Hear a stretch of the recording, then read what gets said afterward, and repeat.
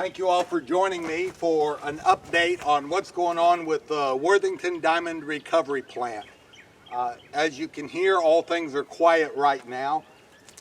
That's because although I bought 4 starter capacitors and I took it all apart and unhooked 12 wires and plugged them all back into the right part on each of the 4 capacitors and got it all packed in together there and the cover back on and ready to go, I turned the switch on here and it just hums.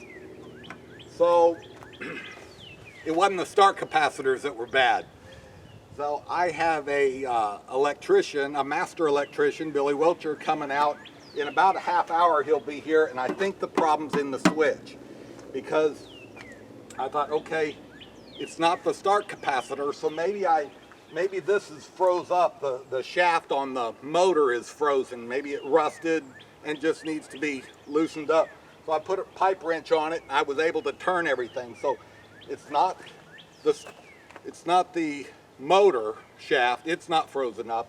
The motor shaft turns a pulley and it goes to a fan belt that turns a gearbox that turns this. I thought, well, maybe the gearbox is frozen up, even though it's full of oil. It has sat for 7 or 8 months, not used, and maybe the gears in the gearbox have rusted. No, it turns freely. You can turn all that stuff by hand. I took the belt off between the motor and the gearbox, and I can spin all that, no problem. So I've narrowed it down. The problem is in this switch here, and I think I've done enough electrical work for an old retired prospector plumber, and maybe have an expert come out and he can test and see where the problem is. Anyway, hopefully it's right in this box, easy to get to. It's not like climbing under something, and hopefully he'll be here and get it fixed quick, isolate the problems. He's got everything to test it with and figure out where the problem is. So we'll turn it over to somebody who knows what they're doing. Let me explain to you a little about this. We're standing on a pad. It's an elevated pad. We wanted a flat area for this diamond recovery equipment, and this equipment needed to sit higher than the jig. So I built an elevated pad here. This land used to slope. Well, I cut down trees all around here with my trusty chainsaw, and I dragged them over here with my Ford F-150 skidder, and I stacked the logs in a wall, and I selected a spot under this oak tree because oak trees provide a lot of shade in the summer, and something that's priceless here in southwest Arkansas in the summer is a little shade to protect you from all that summer heat. So I positioned this plant intentionally. After I built the walls, and I had 7 dump truck loads of red clay gravel brought in here and brought this all up level. I put logs along the sides too, and we had a level pad. But then after the pad was all level, we brought a bunch of gravel in here and built this ramp up so it wouldn't be so high for the loader to feed the plant. So we've got a lot of elevation involved, and although we use water to process for diamonds, we also use gravity.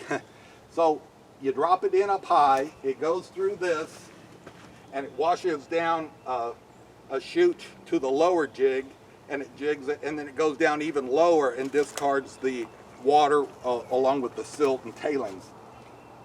Well, although selecting a position in the shade was brilliant, thank you,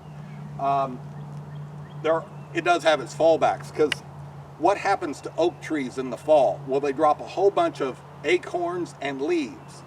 Well, if you'll look, this is funnel shaped. So all the acorns and leaves drop in this chute in here, and they're in here now. Well, I don't want a bunch of acorns and leaves going through and clogging up the screens on our lower jig plant. So just call me Jonah. I'm ready to get into the belly of the fish, and you can go with me if you'd like. So what I have to do is crawl in here and go way back into the far end and with a bucket and get all those leaves out. Now you think, no big deal, you know, you can do that. Well, yeah, I wish you were here and you could do that.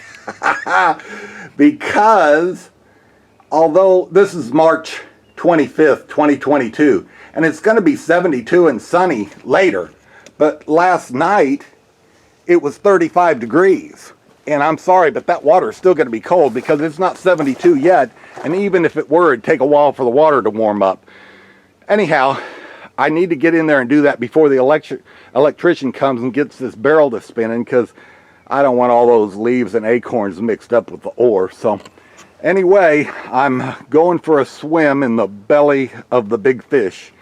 And that's the latest update about the Worthington Diamond Recovery Plant.